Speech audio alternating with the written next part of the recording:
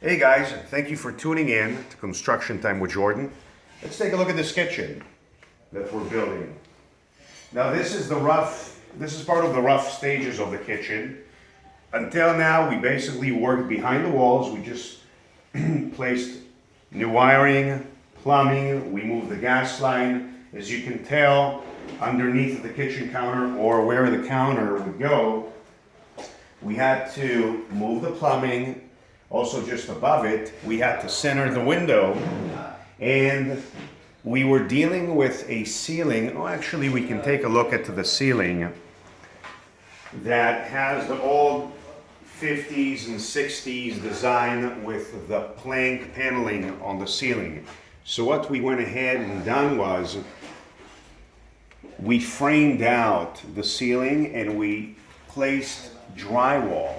At the same time, we ran electrical lines inside, and this allowed us to drop the ceiling by about 5.5 inches and install 4-inch recessed can lighting. Now, your standard recessed can lighting is about 6 inches, 6.25 inches. So we would have to drop the ceiling another 2 inches, and that would be taking a lot from the ceiling. So what we did was we used the 4-inch remodeled recessed lights. And as you can see, they look more remodeled, they look newer, and aesthetically they're very nice. So now we have a brand new dropped ceiling, if you will, with brand new 4-inch can lighting.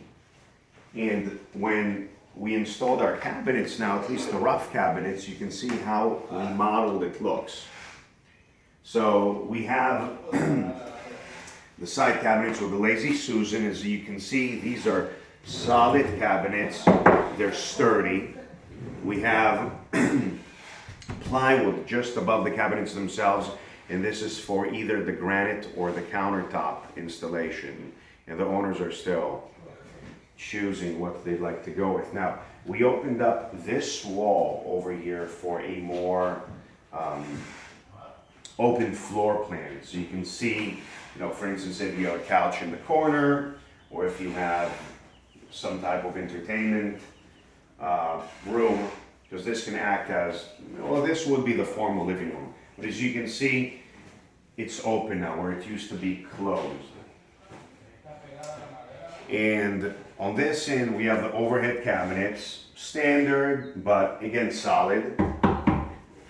We moved all the electrical lines, as you can tell, all new electrical 14.3s and 14.2 Romix lines going into your single gain and double gain receptacles.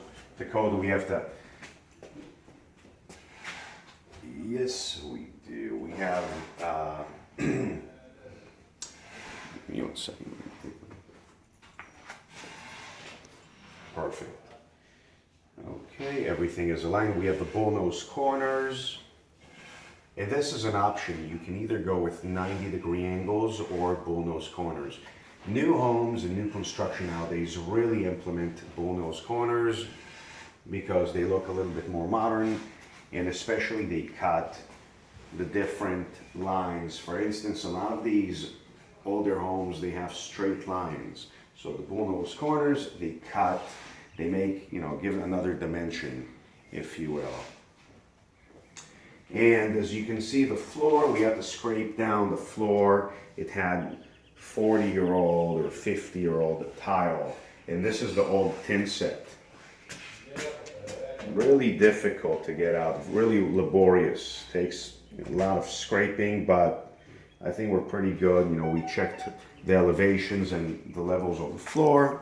It seems like we are good to go. We have the new drain line.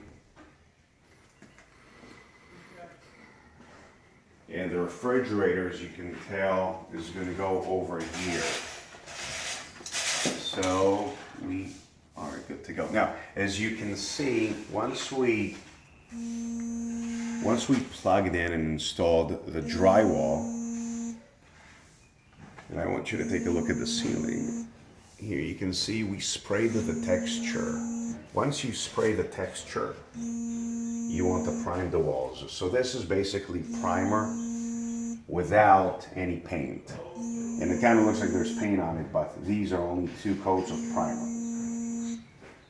So this is pretty much the kitchen. We will let you see once we get more of the cabinets in and the countertop and we paint the kitchen and we install the flooring. But for now, you can kind of get a general idea of how a rough kitchen looks like. Okay, well, thanks again for tuning in, and hopefully you enjoy our videos. Have a great day.